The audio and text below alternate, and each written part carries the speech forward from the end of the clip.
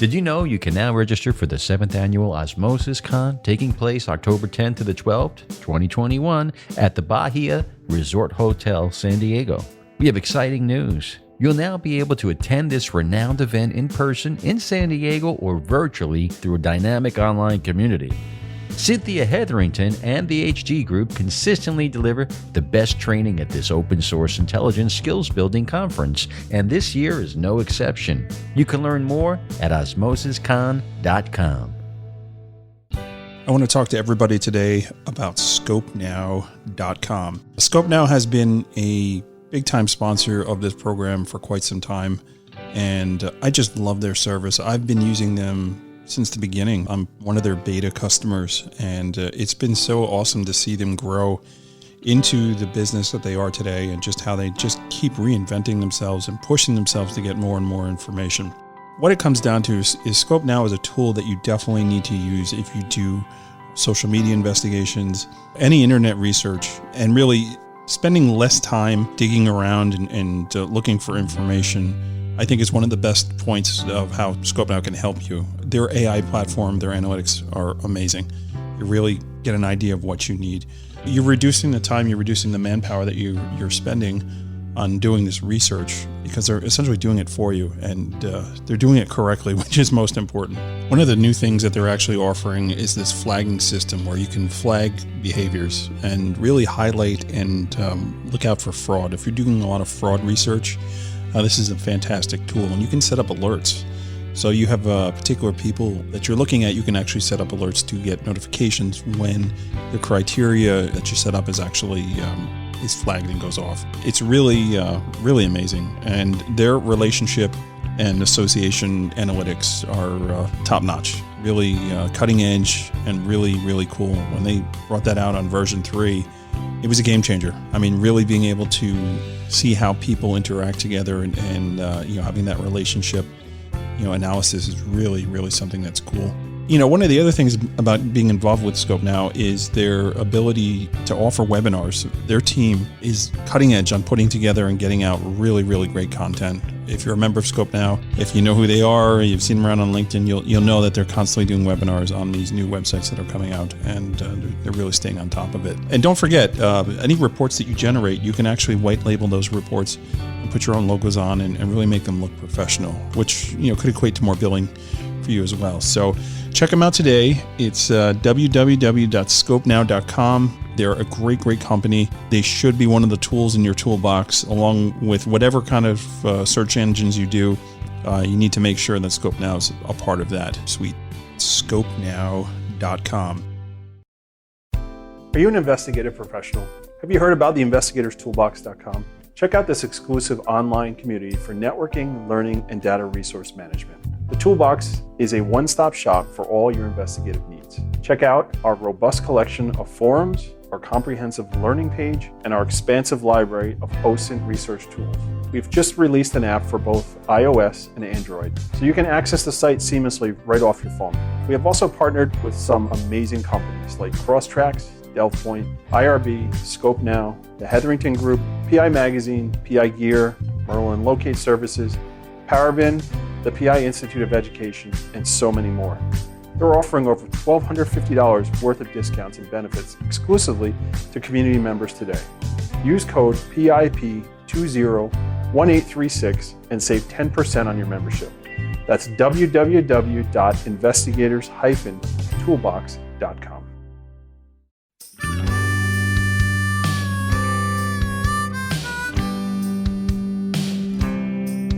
Welcome to Osmosis Quick Hits on PI Perspectives. We're going to take the next few weeks to highlight some of the speakers at the 2021 conference in San Diego, California.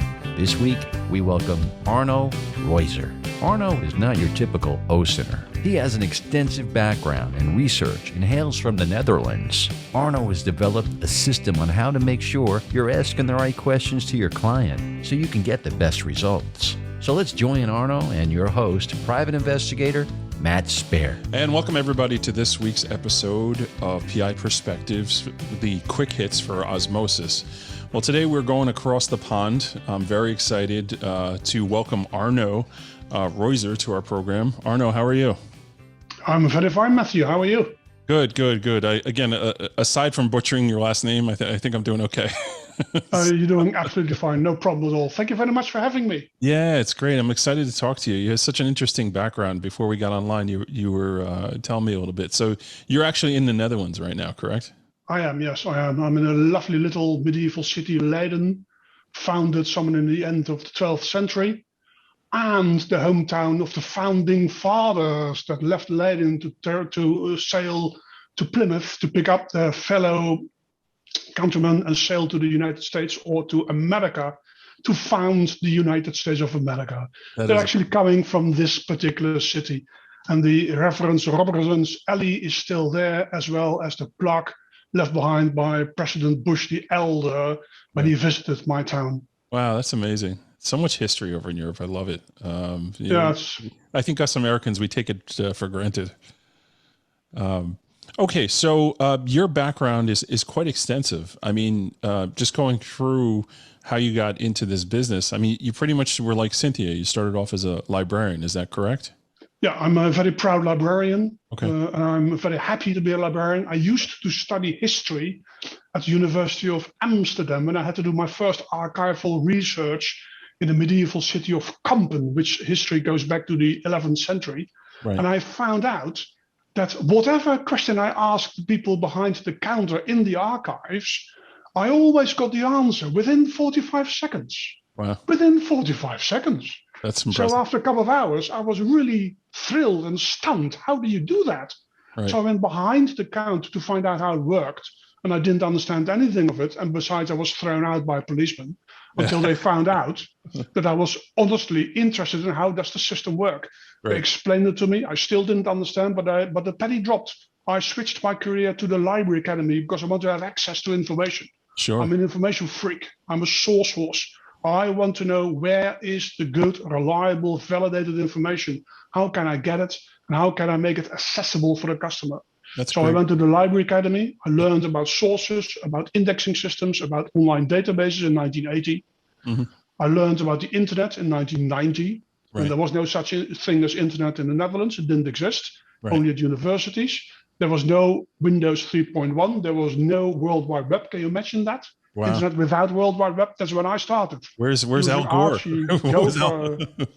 Yeah, maybe. What was Al doing during that time? Archie, Waze, Veronica, that's all the stuff I use to go onto the internet.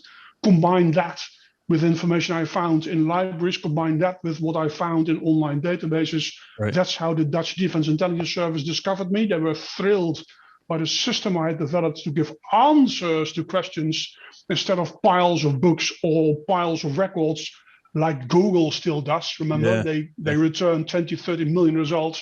Right. I think they're good.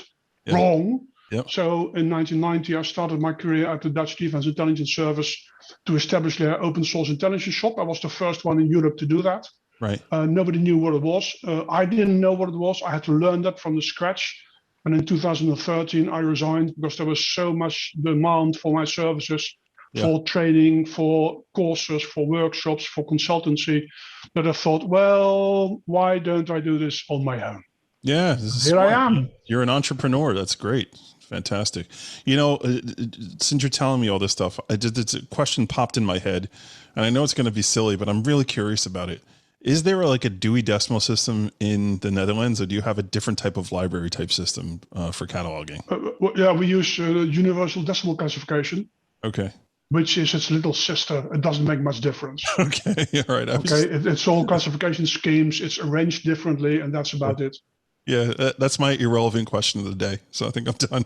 There is no such thing as irrelevant questions. There are either good questions or better questions. There you go. Right. Let's try and go better here.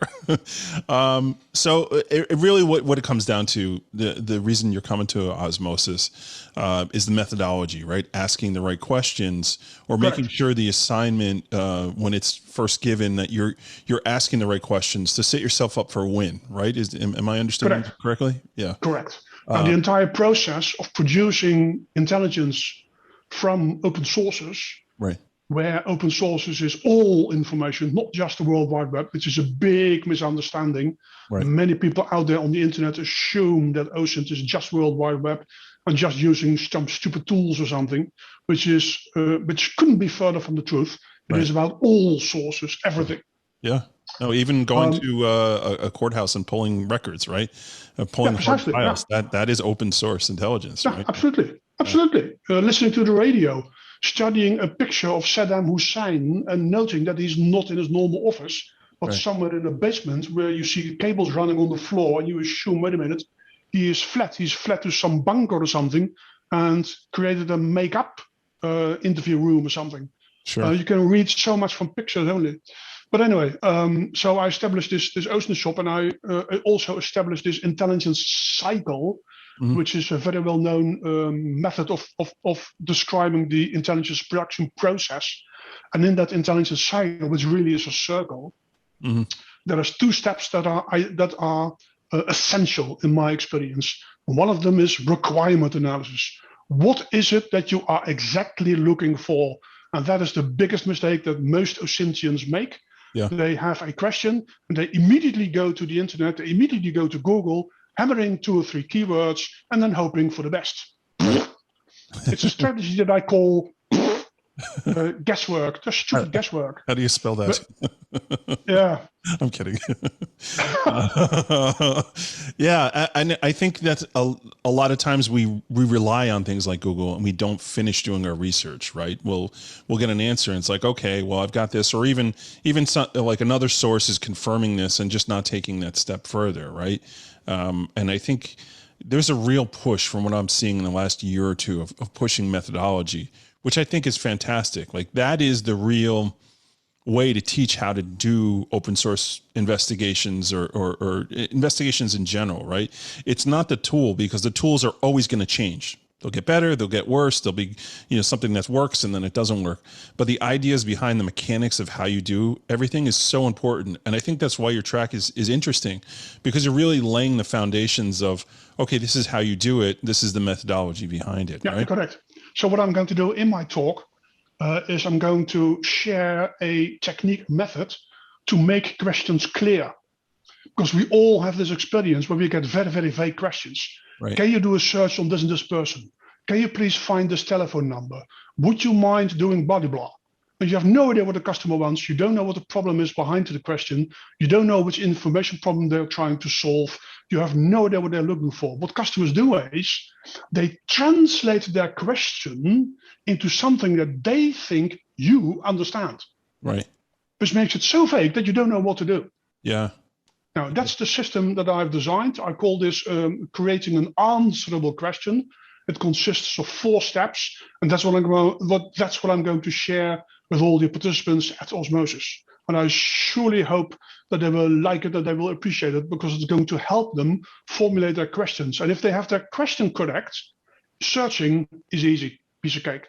Yeah, it's so interesting that we're now providing these tracks on how to do this stuff without having a computer open. Go to this website, do this. This is how you get this done. And there really is a push, I feel, to work on, the structure, the bones of doing good investigative work. See, I had this soldier visiting me. Yeah, a second lieutenant, Corps of Commandos, and he was the intelligence officer. And this really happened. And he had filed a request with the Dutch Defense Intelligence Service to provide a report on the security situation in a certain country. Security situation in Quadronia, whatever. Okay? Nobody asked him what he meant with security.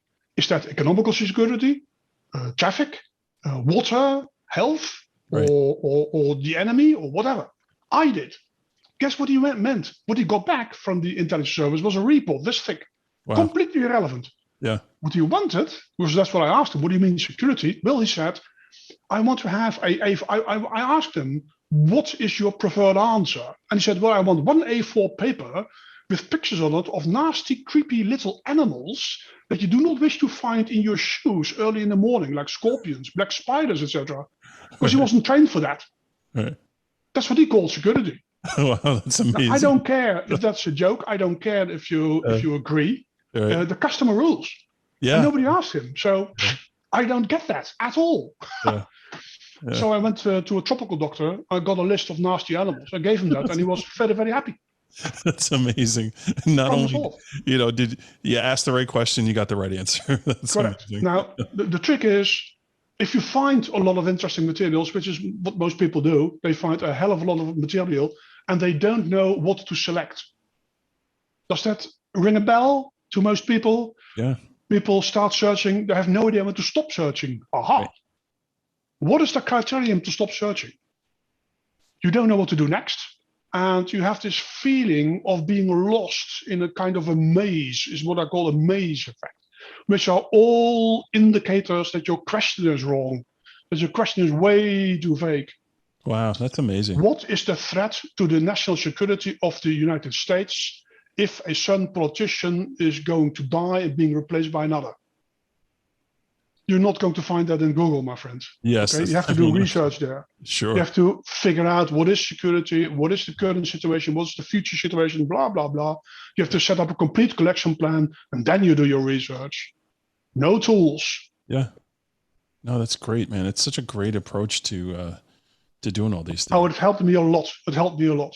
Yeah. I got a phone call once from my director. I was at a beach in Maryland, Virginia, having a great time with 2 pints of lager and my business phone. That was a stupid mistake. Yeah. So my general calls and he says, can you do something on this in this country for the Minister of Foreign Affairs? Can you do something for the Minister of Foreign Affairs? What do you expect me to do? Yeah. Yeah. I have no idea. Okay, now that's the system that I'm going to explain to the customers. I have made up a kind of flowchart kind of system. I'll call that creating an answerable question. Sure. It's about concept analysis. It's about defining variables, weasel words like Sherman Kent. Of course, that Sherman Kent is the American founder of intelligence analysis from the 1950s. He's the grandfather of almost all intelligence analysis. And he designed this concept of weasel words, words that are so vague that it can mean anything. Right. A very infamous White House briefing from the 1950s, 60s was about the chance that the Soviet Union would invade Yugoslavia. And I almost sighed because I don't know this really from memory, but it says something in this report like the intelligence community strongly believes that the Soviet Union will invade Yugoslavia, and sooner or later they will. Yeah. That's pretty vague. What the heck does that mean? Yeah. What do you think the president is going to decide? Yeah. Is he going to intervene? Yeah. Sooner or later they will. I have no idea what this is about. No idea. Yeah. And neither did Sherman Kent. So he started his theory of intelligence analysis. Wow. This is the system I've designed, and I'm hoping to share that with all the participants. Yeah. And I'm convinced it will be a great help to everybody. It's always a part of my training programs, and people are always very, very happy with it.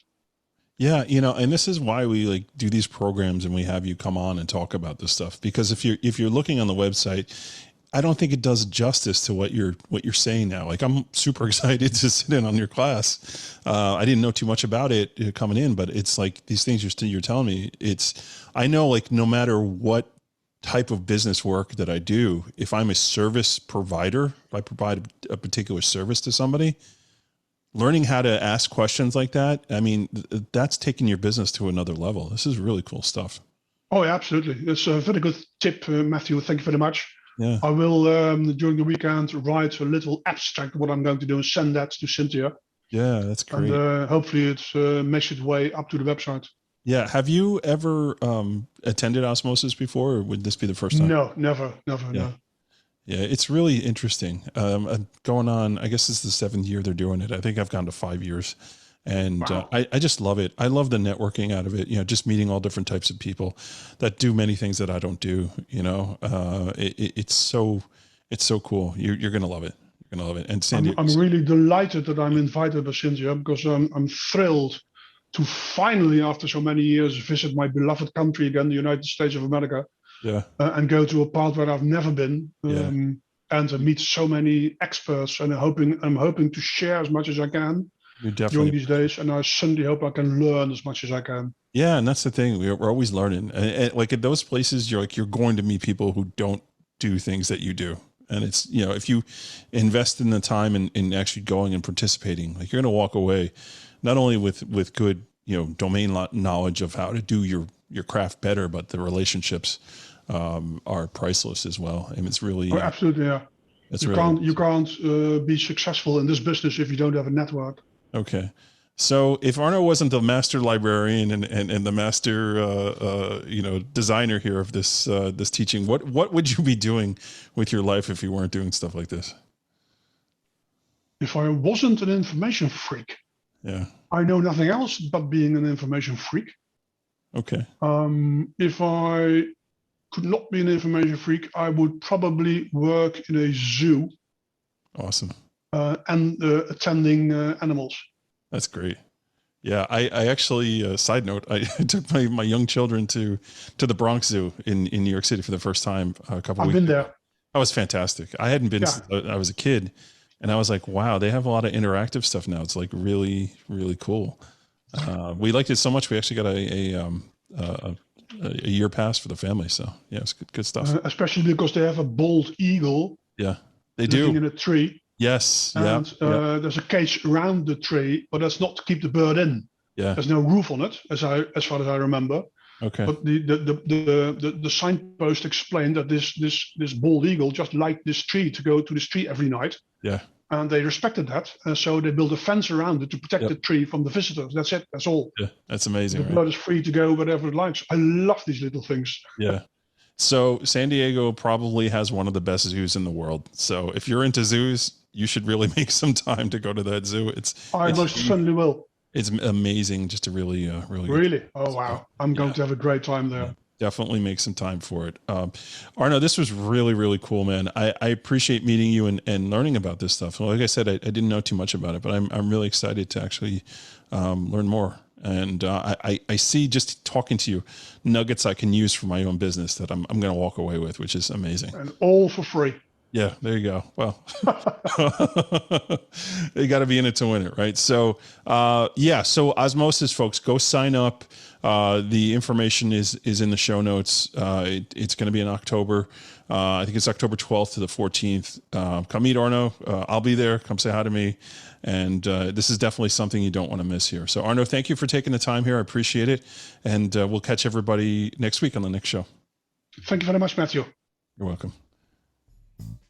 Well, that was a lot of fun, and Arno's a great interview. You don't want to miss his class in San Diego.